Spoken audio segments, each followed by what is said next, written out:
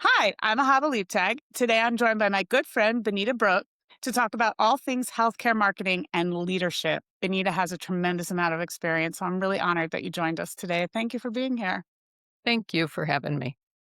So, what are you most excited about in healthcare marketing today? Yeah. So I'm somebody who's naturally curious about possibilities and what's coming and how things can be different and better. And I think everything that is converging with new digital enablers from many different perspectives, as well as the things that we know and we're honing about who we're marketing to, who we're writing for, and how to get closer to them and meeting their needs. Those are the kinds of things that I get really excited about. And thinking about how to filter through some of the noise with various new things coming up and new ideas coming up, and really having that discipline to think about what's best for me, for my customers, for my organization, and take that forward. Okay, that's amazing. And that's what we tell people like, know your audience. But I've been inside a lot of marketing departments. And when you push them and you say, do you have personas? They either say, nah, my CMO doesn't really believe in personas. Or, yeah, we have them, but we don't touch them. Or, yeah, but they haven't been updated in 5 years.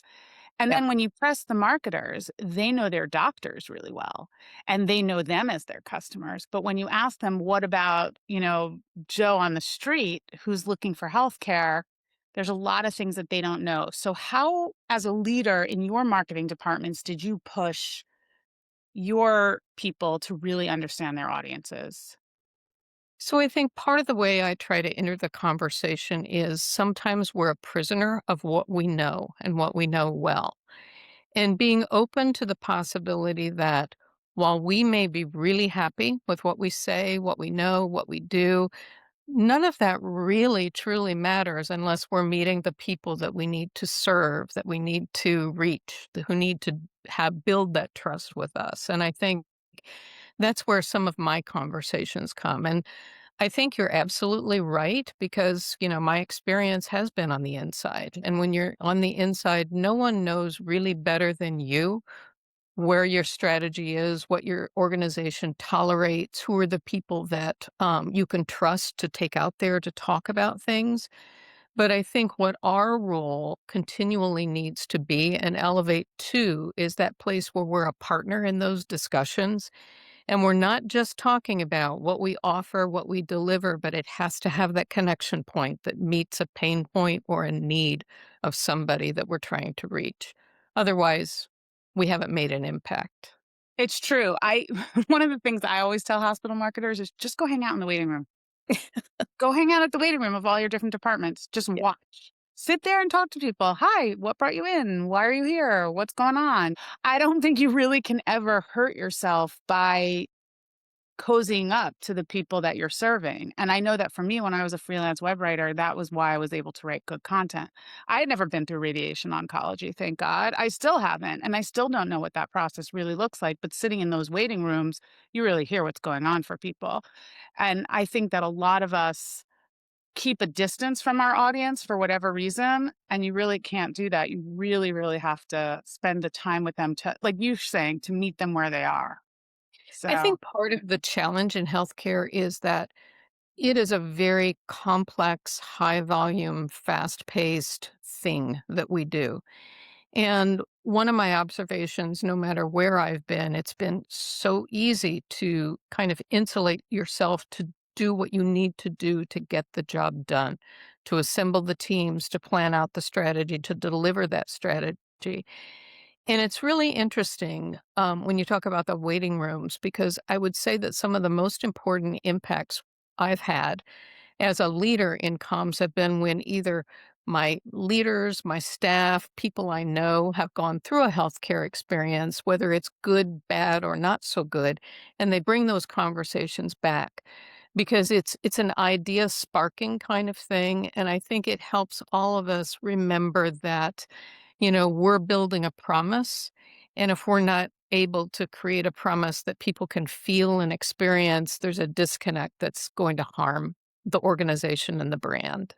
100%. I was just talking to a VP of marketing who 2 years ago had a weird liver thing that nobody could diagnose. And I said to him, how much more does your job matter to you? And he's like, I can't even describe the difference that you have in empathy once you've been through it or you've watched a loved one go through it. And so, yeah, that having that passion about how scared people are and how confused they are. I even myself, sometimes when I have to deal with something, I'm like, I had a telehealth appointment today about something going on with my hip. And she was talking to me, and I'm like, oh, I'm a medical writer. And then she started talking. I was like, and I have no idea what you're talking. So that was humbling for me. Yeah. I think the other piece of that, Ahava, is really supporting teams in their ability to have the conversations they need to have with whether they're with clinicians, whether they're patients, whether they're administrators, in addition to the conversations that they need to have to get the job done. Um, when you give people that room and that leeway to really observe and sink in, I think everything changes about how we see and how we talk about things. I think that is so critical. And I think that's a blind spot for me because sometimes, I'm a consultant, so I can come in and say something and people listen to it differently. They might react to it differently. The team, when they say those things, they don't get the same respect. They don't get the same, oh, aha moment type of situation. And then so it's something I always remind my teams, and they remind me is we don't understand the politics going on there. Like, even if they tell us, unless you're going through it yourself, you really, no, they talk about marriage. Nobody knows what goes on behind closed doors. It's marketing departments. Nobody knows what goes and so I think that's such a good point also, just in general, in terms of human communication, putting yourself in the shoes of the other people and asking them, why, talk to me about why this is such a challenge. And then they start telling you, well, Dr. Smith disagrees with this one. And then we have this change. And all of a sudden you see like they're in a whirlpool of confusion and it's really hard for them to make a decision as well. So it's a good segue into our next question about agency consultants, clients. We worked on a big enterprise web project together, but I would call it gargantuan. Many organizations are planning or implementing similar large scale changes right now. What advice would you offer somebody who is early in that process? And you really had a very interesting project. And if you could describe it a little bit, I just think a lot of people will see themselves in your shoes. So things are changing rapidly in the world around us, within our organizations and on our teams. And I think when you're planning a large scale project now that's transformative, you really have to realize that it's not enough to know where the organization is right now. You have to have your head into 5 years from now, 3 years from now, to really truly understand what is this thing that investing in and building over multiple years. What am I doing so that it's relevant at the time that it launches? What we were doing, I was with the University of Vermont Health Network, which is in Vermont and Northern New York, a wonderful organization, deeply committed to the community, mission driven. And we had a multiple year project over many years that was website redevelopment and complete transformation, really looking at our brand strategy to make sure it was aligning with our business strategy and focusing on our people to really look at our mission, our vision, our values, all of these things coming together to carry us forward.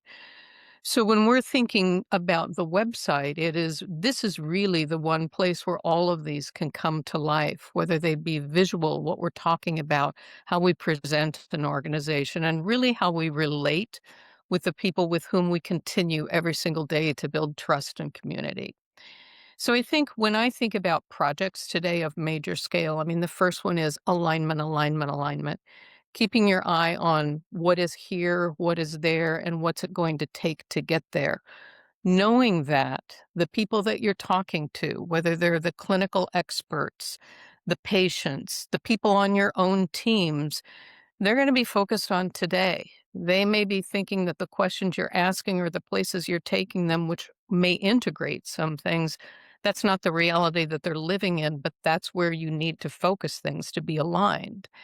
And I think the other place is really understanding what is your timeline And how do you want to work within that timeline, considering your budget and considering your resources? Because you have incredibly talented people on the inside and you have incredibly talented people on the outside that you can tap into.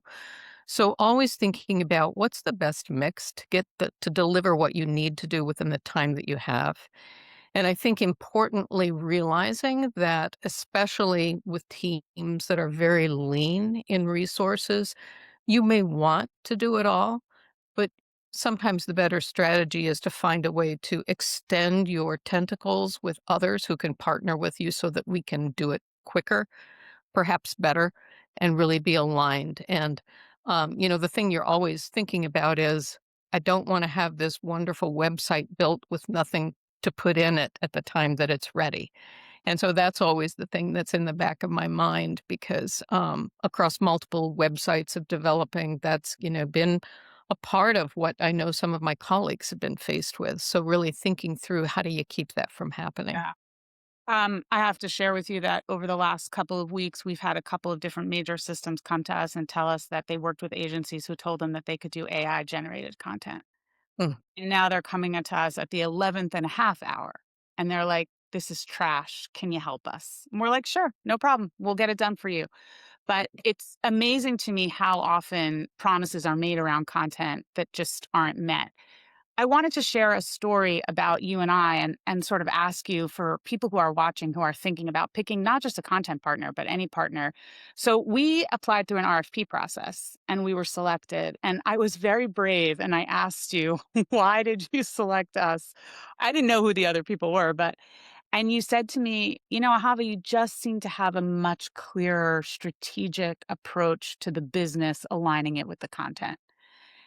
How do you know that when you're picking a partner? Because obviously that's a value to you, and it should be a value to every other leader. Like, how do I find partners who get where I'm trying to go, like you just said, and are going to help me get there? So, how do you suss that out when you're talking to a partner, a potential partner? So my feeling is that most people in my role have a very good sense of what's cookie cutter and what's not. And we have various ways of being comfortable and uncomfortable with discomfort. What's the easier path? What's the path that might take us to where we can go in a different direction? And I think for me, it was finding somebody, some team who understood that what we're building is not what we have today, but we need to have that ability to push and to work with people to get to that place of the future. And I felt that your perspective and how you came into this had more elastic in that area. And that was really important to me. And but so when you talk to people, are you when you're picking a potential partner now, or you're coaching? Because we're going to talk about sort of this path that you're taking, which is fascinating to me. You're coaching teams on how do you find the right partners? How do you make space for what you're trying to do? How do you think about how you're going to use your resources? Somebody in your position, or perhaps a level down, but still having to make these choices. What are some key phrases or things that they should be looking for?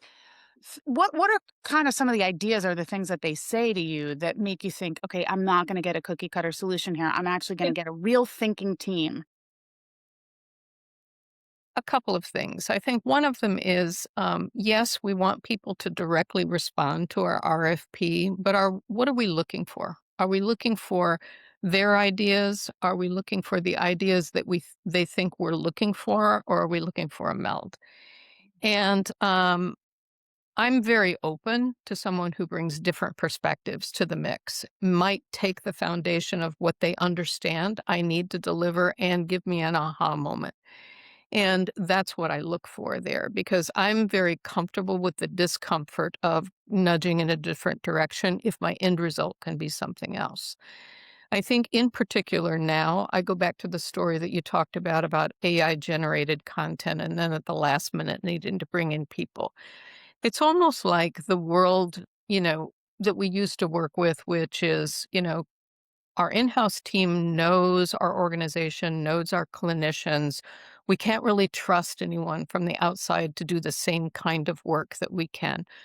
fair. They may not be able to do the same kind of work, but if we create the right framework and create the right systems around that, we can be really good partners in getting to that end. And I think one of the things I think about now, which was on my mind really heavily when I was looking at the RFPs, was a website is such an amazing living, breathing thing. It can be a container for some things, but it can be an amplifier for others. So I'm looking for a partner who isn't just about words and stories, although those are the fundamental piece of what we look at. And I'll talk about that a little bit more in a second. But I need somebody who's going to help me think about strategic amplification. What are the other ways to get the word out, especially now with AI and other technology enabled things, a mix of our own earned and other channels, which we can't anticipate when others aggregate? Who can help me make sense of this so that we're getting the maximum effort out of everything that we generate? I love that, and it's good for me to even think about because we hire partners for Aha Media Group also, and I also wanna hear that they're thinking around, what's an agency of Yeah. the future gonna look like? What is content gonna look like? I mean, that's kinda my job also, but it's interesting to hear other perspectives. Yeah. I'm not as comfortable with discomfort. I wanna get more comfortable with discomfort. I'm always very comfortable for the people I consult with, but maybe not so much for myself, so there's a learning there. Tell me more about stories that because I'm always interested in hearing people's perspective on that side of it. You know, I'm a former journalist, and story is a part of who I am. It always will be. And I embrace that with my teams. And I think for me, we can have all the best bells and whistles, technologies, structures, channels, but it all comes down to what are we going to talk about? What are we going to send out there in the world? And that's where I think that the human piece of identifying what it is we want to talk about, how we're really thinking about connecting hearts, minds, and souls to our brand, that's where story comes in. And really helping people understand that, oh, that's what happened to that person. That's how they were able to help that person. Perhaps they can do the same kind of thing for me, even if my condition is different. And so it's that whole aspect of humanizing a brand. And that's not just the patients, it's also the caregivers and the staff and everybody who's surrounding the patient care experience, and really helping that be the thing that differentiates you. I agree with you 100%, and I'm going to tell a story that illustrates that. So, we have a friend who, unfortunately, their grandson was born with Swiss cheese heart syndrome, which is terrible. It's holes in the heart. And they asked me to do some research to find them like the leading, pediatric cardiologist or cardiac surgeon in this space. And there's only three that have done real research into this issue. Um, and only one of them had a patient story about a child that they helped. And they were like, that's our guy.